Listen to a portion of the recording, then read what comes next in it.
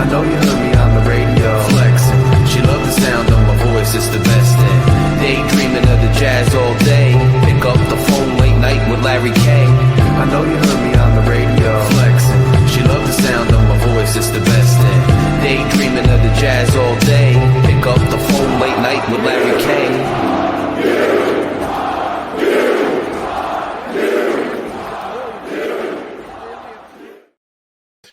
Night Watch listeners, Rutgers fans, welcome to another episode of Night Watch. I am your host, Larry K. We're going to get ready for the Purdue game this Saturday, and I got some things and some ideas about getting back to business. Yes, I haven't been as vocal or frequent aside from post-game rants in the last few weeks because Rutgers has been extremely disappointing this season so far. I think we all know that. Defense, we knew would be a problem, and it is a problem. And it has been, but I think the offense failing to pick up the slack, so to speak, the offense failing to be truly elite has been a bit of a real disappointment for Rutgers fans, along with just special teams blunders all around. We don't have to rehash that. We've rehashed it. Listen to my appearance on Steve Tishner and Jersey Sports Network's RU Review, which is an audio-only podcast I do every week.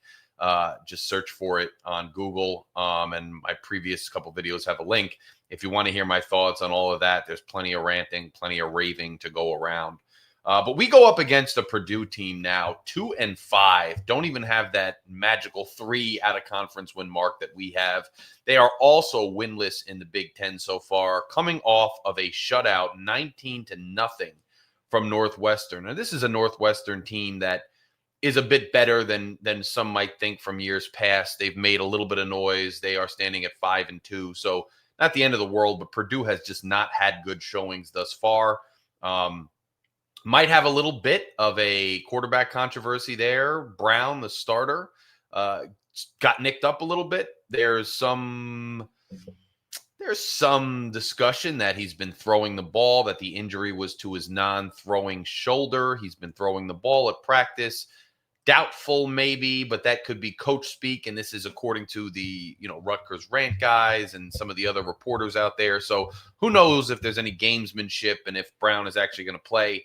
If not, it's Singleton. Look, neither of these guys have looked particularly good in really almost any of their games moving the ball. There's been times where Brown has looked pretty darn competent and where he's looked like he can get some things done and that Purdue's going to be no slouch. And then there's other games where they just look like they are absolutely lost. And so it's going to be interesting. Team stats from Purdue's last game. They had 305 total yards, 218 through the air, 87 rushing. So not terrible. They allowed 2 sacks, 5 punts. They've had to punt the ball 5 times. Lost 2 fumbles plus an interception, so they are prone to turnovers. Sadly, Rutgers defense hasn't been particularly good at getting takeaways, so I don't know how much that is going to benefit us. But if you just look at Purdue and their journey so far this year, it just hasn't been pretty, really, in almost any respect. And so Northwestern beats them 19-0 last week. They lose to Minnesota in a respectable game, 27-20.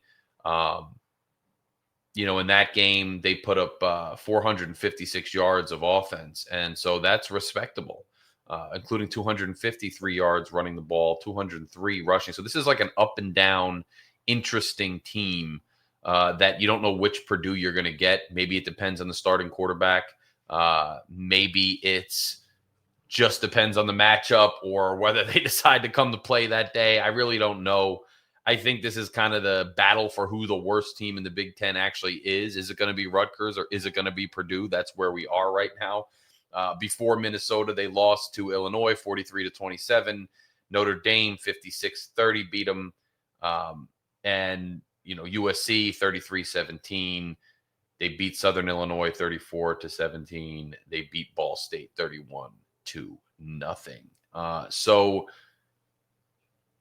kind of an interesting thing where it looks like they don't have much of a defense to speak of, and they do have somewhat of a competent offense. And so this reminds me of, kind of we were going strength against Iowa, right?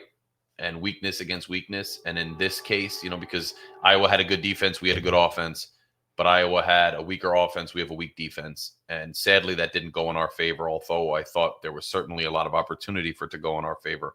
No need to rehash that. That started this downward slide since we've gotten into conference play.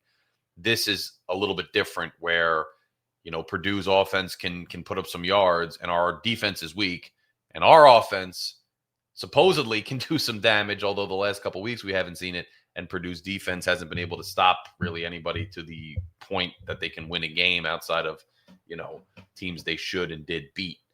So depending on who starts, are you going to get this dual threat backup that everybody dreads? Are you going to get the starter who's been hot and cold at times? And if I'm looking at this and thinking about how Rutgers' defense has done so far, I'm thinking, well, this could be a problem because if their offense shows up, they're going to be able to put up points on our defense. And our offense has really not shown the ability to carry the team or to play complementary football when our defense does come up with a stop. So you're going to worry.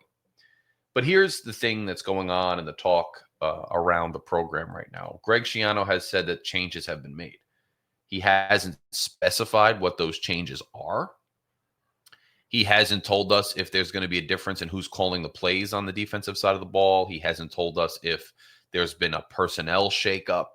He hasn't told us any of those things. So I don't know if it's going to make an impact because I don't even know what it is. Just like I don't know where where there is, or I don't know. But let's hope there's some kind of spark, and I said this on the RU review this week, but I'll say it again here. I think the reason this Oregon game has the propensity to skew the conversation. And look, you can't take the Oregon game out of context and seal it off completely, right? The Oregon game belongs within the context of the story of the season. And the way we got our doors completely blown off on homecoming at home in a night game, and the way it happened is still embarrassing. And it's even more disheartening within the context of the season thus far. On the other hand, I always looked at that Oregon game as like a throwaway game, like a game that I didn't even want to put within the context of the season story. And if we had won one of those 3 games before it in conference or 2 better, and we took that same beating, it would still be disheartening in another way. Like, hey, we can't even be competitive with this upper echelon, but it wouldn't have hurt as bad because Oregon is such a talented team. They're such a contender that, this is a team. I don't want to get into it because you're going to hit me about what happened to Penn State after. Whatever. Fair enough. But they're a legitimate program here. So, just like MAC teams may come to Rutgers early in the year and get their doors blown off, which they didn't this year, which should have been a bit of a alarm bell for Rutgers fans. But they could come in and get their doors blown off, but then it doesn't dissuade them from their goals in conference, right? Oregon beating the brakes off of us in a normal year wouldn't necessarily dissuade us from our goals or our trajectory, right? Within the context, so there's like a duality, right? In the context, it matters, but you also got to take it out of the context to some extent, right? And the reason I bring that up is I always kind of just wanted to get past that Oregon game. I hated the homecoming draw. I hated where it was in the schedule. It just wasn't, I hated it. I wanted it out of the way. I wanted to just close my eyes and go away. And get past it. And the reason I bring that up in the context of where we are right now in the season is simple. The season has been, I'd say it's been a dumpster fire. Let's just keep it 100. It's been a dumpster fire because you haven't won a single one of the games you could have in conference. Even one of those games would have been vital to getting towards the goal that I had, which was 6-6 in a bowl game. And you weren't able to do that. And the offense that was supposed to be elite enough to pull out at least one of those games didn't do it. And I know everybody wants to focus on the defense and they deserve it, but we knew that. We knew that coming in. So, you have to operate with your strengths and weaknesses. You have to operate within the paradigm that you've been given, right? So We knew the defense was terrible. So you still wanted to find ways to get to 6-6 despite this terrible defense, right? And so if we went into these games and the offense scored on almost every drive or looked like they were doing great and the defense just was absolute Swiss cheese every single drive, well, then you could say, look, there's just nothing we could do. But this offense against Minnesota had the ball and were driving in a position to win the game, and the ball goes through the quarterback's legs. This offense against Washington on the road has 3 straight defensive stops or holds of some kind and comes out of 4 red zone appearances with 3 points. So it's not to say that the offense is as bad as the defense, but within the context and paradigm of what this team is, the offense has also failed at their job. And so that's why I will call this season a dumpster fire, because even the ways you thought you might be able to win, every team has a plan. They know their strengths, they know their weaknesses, and they have a plan for the season. And fans and commentators like me, we have expectations for the season. And so I'm not predicting 8 wins, 9 wins, 10 wins, because I know the defense is terrible. And I know what our schedule looks like. But getting to 6 is a legitimate goal. And so within the context, even understanding the weaknesses, this season has been a dumpster fire so far. But long-winded way of getting to where I was going, which is this. Forget about Oregon. Like, knock it out now. The season, there's a new season. And I know this is Coach Speaks. I know we're going to go 1-0. We're going to go, this is the Purdue season. But that's 100% true. Even if you don't just limit it to Purdue, this is a new season. We've got 3 wins in the bank. 3 wins in the bank.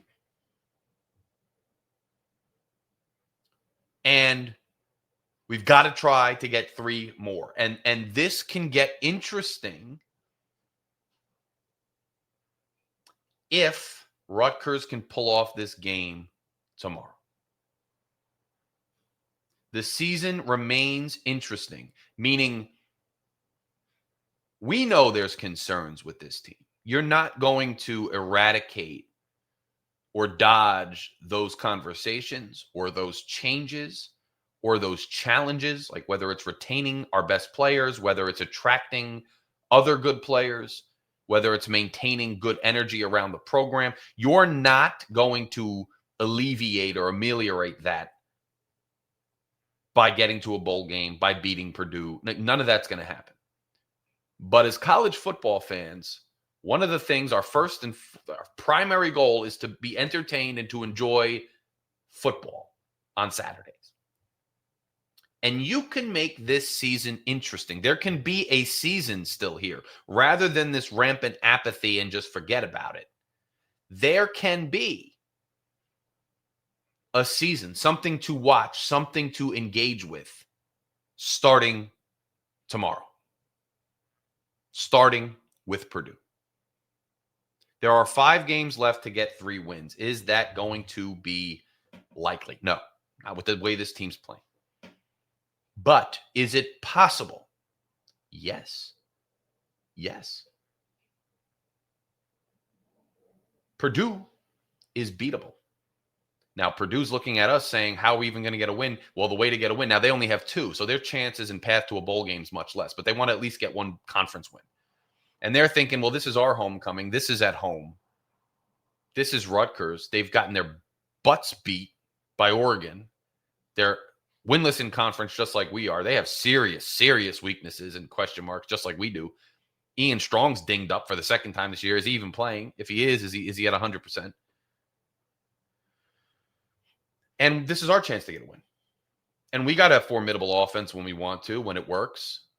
Backup quarterback, Rutgers struggles with that. Maybe our starter goes. Their defense is terrible. They're thinking the same thing. So I'm not dismissing them. And this is a battle for the bottom right here. But a noon kickoff on a Saturday.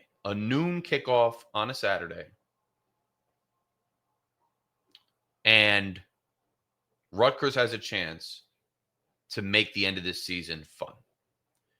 If Rutgers can beat Purdue, we go on the road to number 23, Illinois. Now, Washington got revenge on us. Minnesota got revenge on us, right?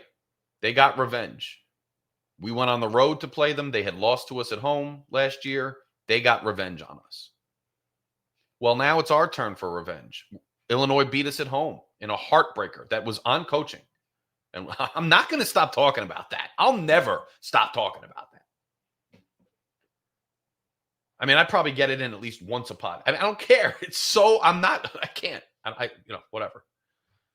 But they beat us at home. We want revenge on them. Is it likely? They're a good team. They're better than us. No. But is it Oregon? Is it Ohio State? No.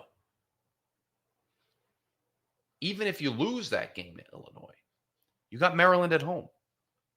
And I know there's people out there saying Maryland's not a rival, this and that. Like, I don't know. From my view in the Jersey professional world and from my view in the tailgate lot, Maryland's a rival, man, because I know a lot of Maryland grads.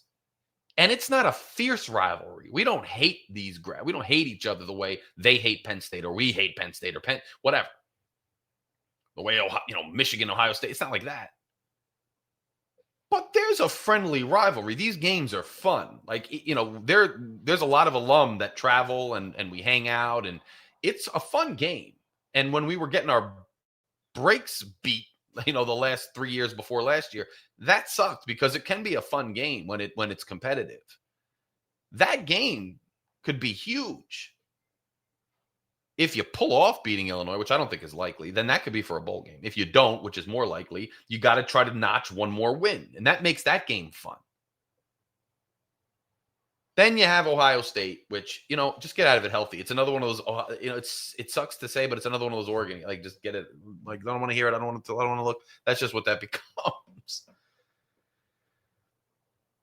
And I told you last time I talked to you, I told you, how do you save the season? Again, it's not going to change the conversations that we have to have. It's not going to change the concerns. It's not going to change those things. But how do you save this season? How do you change the feeling surrounding this season? How do you change the collective memory that we're going to have for years to come about this season? How do you change the legacy of, Ethan Kaliakmanis and Ian Strong and these guys on this team? How do you make it a different legacy than it looks like we're headed to right now?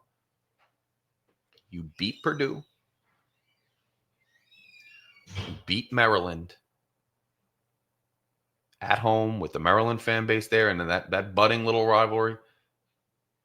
And then when Penn State, who doesn't care, bro, I don't care if they're looking to go to a bowl game. I think them looking to go to a bowl game at that point will give them a little more juice because they just want to beat Rutgers and they want to get to a bowl game.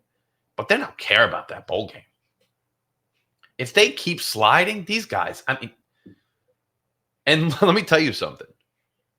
Sadly, Penn State not caring, playing backups is still going to be a really tough game for Rutgers. A really tough game. And there's still a really good chance we don't win it. But it's not what we thought it was when the schedule first came out. It's not Ohio State Part 2, Oregon Part 2. It won't be that, no matter how you slice it. So even having a chance in that game to go to a bowl game and play them is going to make it, again, fun, worth it, worth our time and energy. So while this has been a miserable ride so far this year, while it's hard for me to get enthusiastic, the season still can jumpstart. The car is dead in the parking lot. You're waving somebody down. You're looking for jumper cables, but those cables, man, they're Boilermakers, man. Put them on. Start this team up. Because this season could still be interesting, and it all starts tomorrow. How do you do it? It's a 12 noon or beautiful. It's probably going to be fall outside. You got the rest of the day after. You got the morning. Tune into the game. Start throwing deep. Get that defense off balance very quickly. Throw it to Duff. Throw it to Sheffield, even if Strong's not in there. Ben Black, get him some work. Throw the ball. Get Ethan Kaliakmanis in a rhythm and try to get them off base by not throwing the same routes we do all the time. Get it a little more so that he's in a rhythm, and then get Raymond setting the tone on the ground. You can do this. Focus on the offense and figure out. And Kirk Sherrock has been very good with scripted opening drives. Open this game up to the tune of Purdue and your fans. This is an efficient, good offense that's going to keep you off balance. We're going to be in a rhythm, and you're going to struggle. Get in their heads early. Whatever these defensive tweaks are, they better come out firing. And I'll tell you the truth. They've come out firing. Even the little bit of tweaks that we did before Washington helped. It's just that the offense couldn't capitalize early, and then it faded by the second half, which is a trend with Rutgers and a trend with Washington this year, being good in the second half. But there's some tweaks too. What fire does that give you? And if it gives you fire, Purdue's prone to turnovers. If you're able to get a takeaway, which you've done increasingly as the season's gone on. Even Oregon had a turnover early in the game. You've gotten some turnovers. If they get a turnover again and there's a chance to play complementary football and for the offense to do what they're supposed to do and score, go in and score. Draw something different up. Get them off balance. Score. There's a chance and a philosophy that wins this game. And if you do, A, you're not the worst team in the conference. Thank God. And B, there's something interesting to do. And C, it shows that there is some reason for a scintilla of hope going into an offseason that I think is going to be a daunting and troubling one for a lot of the conversations we have to have and to see what we can do as far as maintaining our roster, improving our staff, maintaining our staff, all of these things. But the season starts now. And it's not to eliminate or forget about what we've already gone through, but it's the truth. There is still an opportunity for some kind of season to happen here, and it starts tomorrow. And I think it's possible. You lose this game, and it's just like, forget about it. Because I'll tell you what, too. And you lose this game, I don't think you're winning another game on the schedule. And even if you catch a Penn State slipping and you're highly motivated for some reason, it's not going to hit the same. It's going to be just a waste of time. So you got to win this game. And there's a chance to win this game. And if you can't muster enough to win this game, there's something wrong with it. I understand Purdue wants a win. I understand it's homecoming. I understand Purdue's at home, and you got to play the guys on the other side of the field. But the fact is that Rutgers, where they thought they would be, where they think they are going, based on the talent we have on the offensive side of the ball, and I've heard this, I think it was the TKR, somebody was saying, this might be one of the few games where we're more talented than the other team. You got to win this game. This game, based on where the two programs are, in my opinion, is more important for Rutgers than for Purdue. So you got to find a way to win it. I will be with you, obviously, after the game. I don't know if I'll sit down like this. I don't know if I'll do it the next morning. I don't know if I'll do it right after on my phone. You guys know I come at you from all angles. But regardless of how I come at you, I will be talking to you after the game. Maybe I'll be on TKR's postgame. I don't know. Who knows what happens? Click that subscribe button if you're watching on YouTube. If you're listening on one of the podcasting platforms, come over to YouTube and click subscribe. If you're watching on YouTube, remember this is available as an audio podcast on every major podcasting platform. So search it, listen to it while you're going to work, et cetera, et cetera. We're still looking for sponsors. Contact me and we can talk about something. I'd love to have a partnership with a local business or something else to support Night Watch. And click become a member. But I'll talk to you guys very soon. Let's hope we can win this game and we're not declared the worst team in the conference. No one saw a championship run coming, but I don't think anybody saw that coming. So let's avoid that. And I will talk to you guys later. Larry K.